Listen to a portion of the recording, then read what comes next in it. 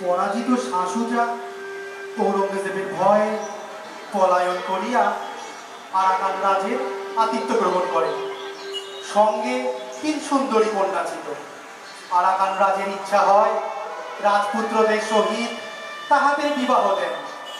সেই প্রস্তাবে শাশুজা নিতান্ত অসন্তোষ প্রকাশ করাতে একদিন রাজার আদেশে তাহাকে ছলক্রমে নৌকা যোগে নদী মধ্যে লইয়া নৌকা ডুবাইয়া দিবার চেষ্টা করা হয়।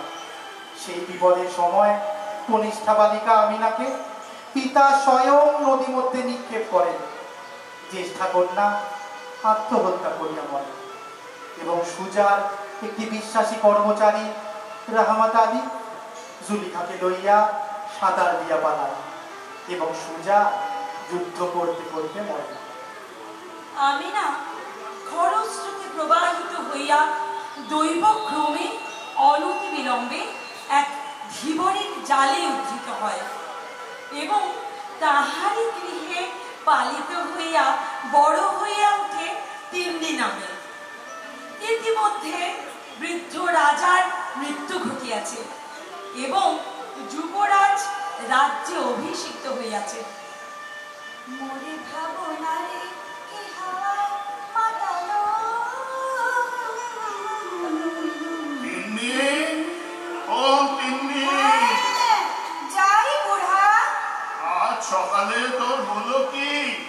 কাজে কর্মে যে একেবারেই হাত লাগাস নাই। আমার নতুন জালে আঠা দেওয়া হয় নাই। আমার নৌকায় বুড়া, আজ আমার দিদি এসেছে, তাই আজ আমার ছুটি। তোর আমার দিদিকে রে তিন্নি? আমি আমিনার দিদি জুলিখা। জুলিখা? তিন্নির দিদি? একটু দেখি তোর মুখটা। তুই কাজ কাম কিছু জানিস?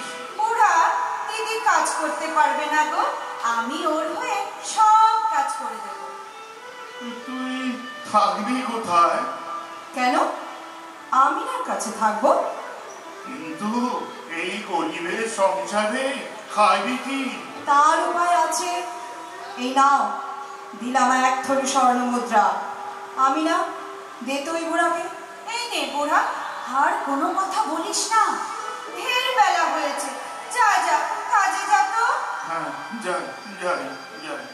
জুলিখা ছদ্মবেশে নানা স্থানে ভ্রমণ করে অবশেষে আমিনার সন্ধান পেয়ে কি করে ধীবরের কুটিরে উপস্থিত হয়েছে সেসব কথা বলতে গেলে দ্বিতীয় আর একটি কাহিনী হয়ে পড়ে। জুলিখার রক্ষাকর্তা রহমত শেখ ছদ্মনামে বর্তমানে আরাকান রাজসভায় কাজ করছে। ছোট নদীটি বয়ে চলেছে এবং প্রথম গ্রীষ্মের শীতল প্রভাত বায়ুতে কৈলু গাছের রক্তবর্ণ পুষ্পমঞ্জরি থেকে ফুল ঝরে পড়ছিল। এই স্নিগ্ধ ও ছায়াময় পরিবেশে বসে জুলিখা আমিনাকে বলল, ঈশ্বর যে আমাদের 2 বোনকে মৃত্যুর হাত থেকে রক্ষা করেছেন সে কেবল পিতার হত্যার প্রতিশোধ নেবার জন্য, নইলে আর তো কোনো কারণ খুঁজে পাই না। দিদি, আর ওসব কথা বলিস না ভাই। আমার এই পৃথিবীটা বেশ লাগে। মরতে চাই তো ওই পুরুষগুলো কাটাকাটি করে মরুক। আমার এখানে কোনো দুঃখ নেই। ছি ছি আমিনা, তুই শাহজাদা ঘরের মেয়ে। কোথায় দিল্লির সিংহাসন আর কোথায় আরাকানের ধীবরের কুটির?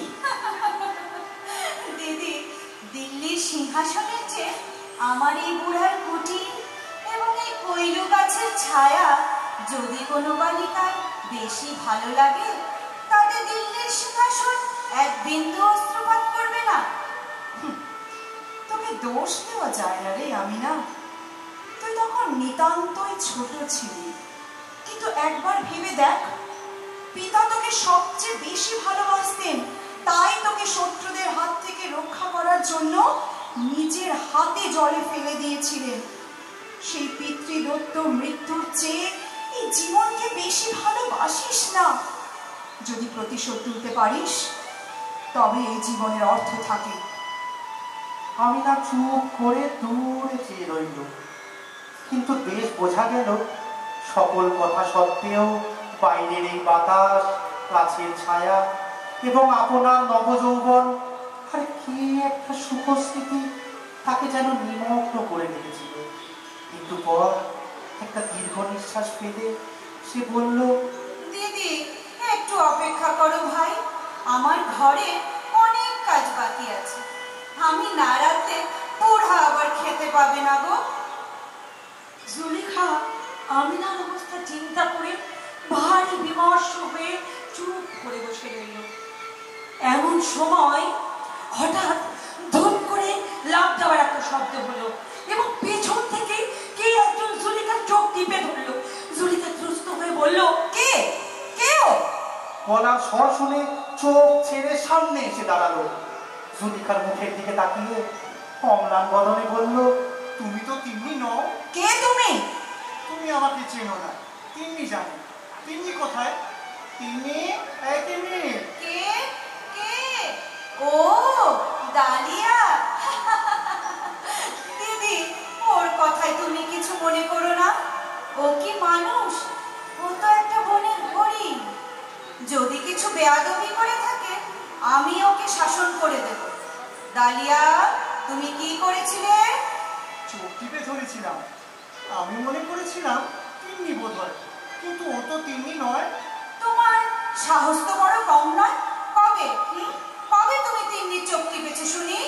চোখ টিপতে তো খুব সাহসের দরকার পড়ে না, বিশেষ করে পূর্বের অভ্যেস থাকলে।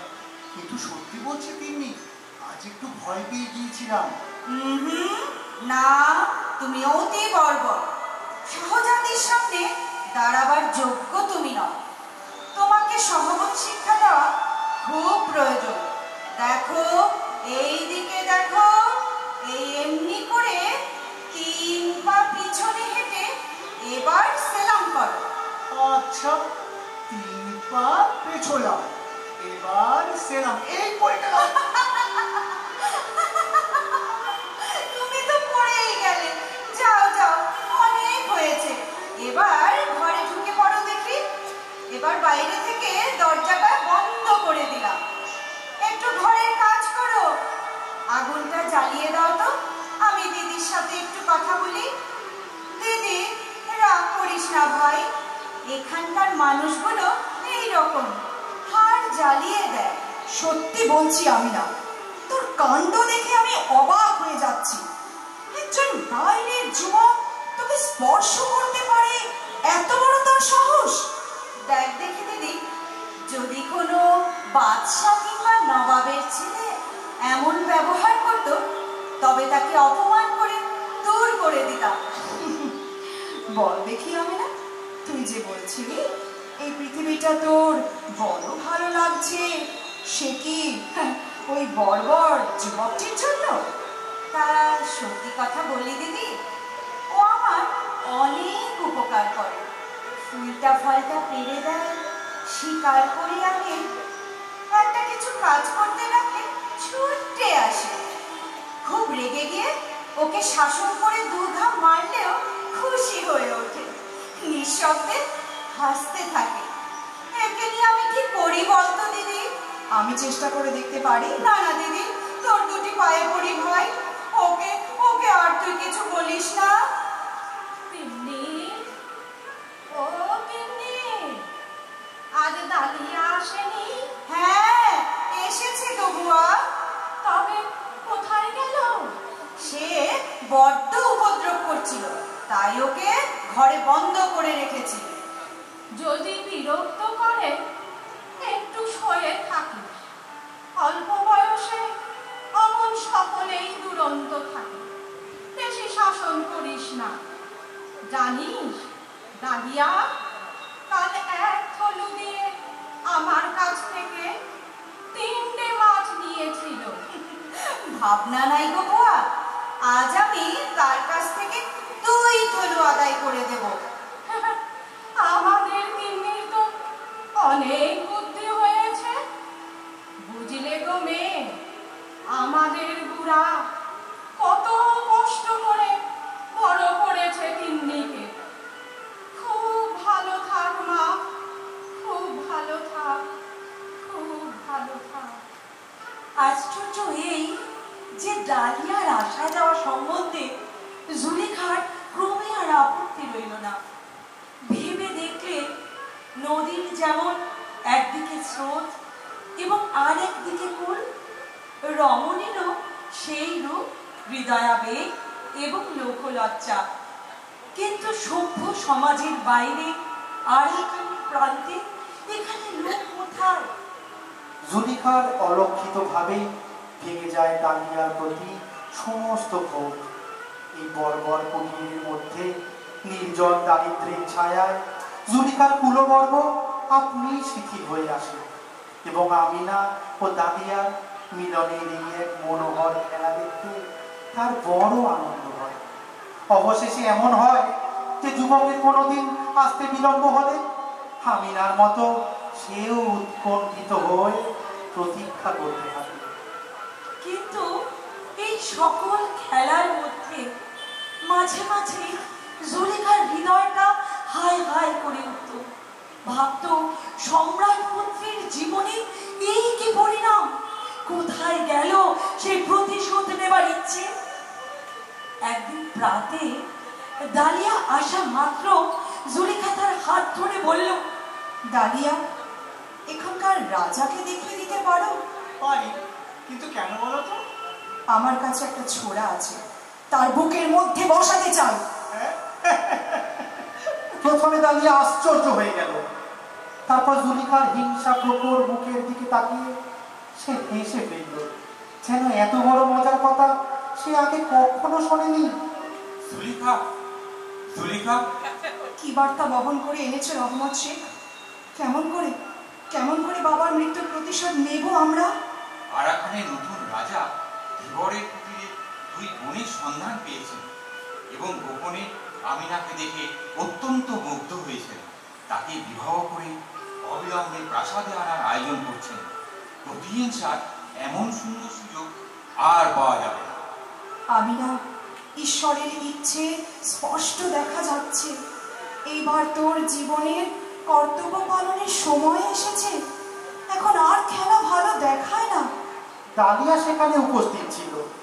আমিনা তার মুখের দিকে চাইল, দেখল ডালিয়া সকৌতুকে তার দিকে তাকিয়ে হাসছে। জানো ডালিয়া, আমি রাজবধূ হতে চলেছি। সে তো বেশিক্ষণের জন্য নয়। কিন্তু রাজাকে মেরে আর কি আমি ফিরবো? ফেরা কঠিন বটে। আমিনার সমস্ত অন্তরাত্মা একেবারে ম্লান হয়ে গেল। জুলেখার দিকে ফিরে নিঃশ্বাস নিয়ে বলল, দিদি, আমি প্রস্তুত।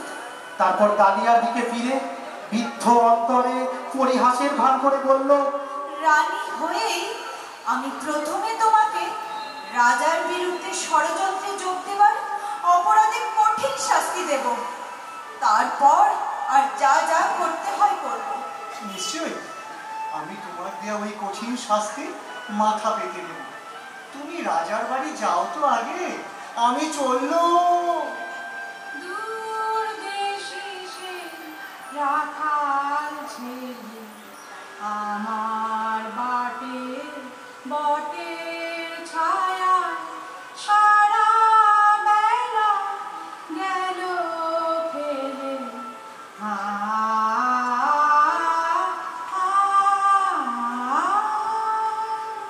সঠিক দিনে আরাকান রাজা পাঠিয়ে দিল বিশাল অশ্বারোহী, পদাতিক, নিশান, হস্তি ও বাদ্যবাহিনীকে।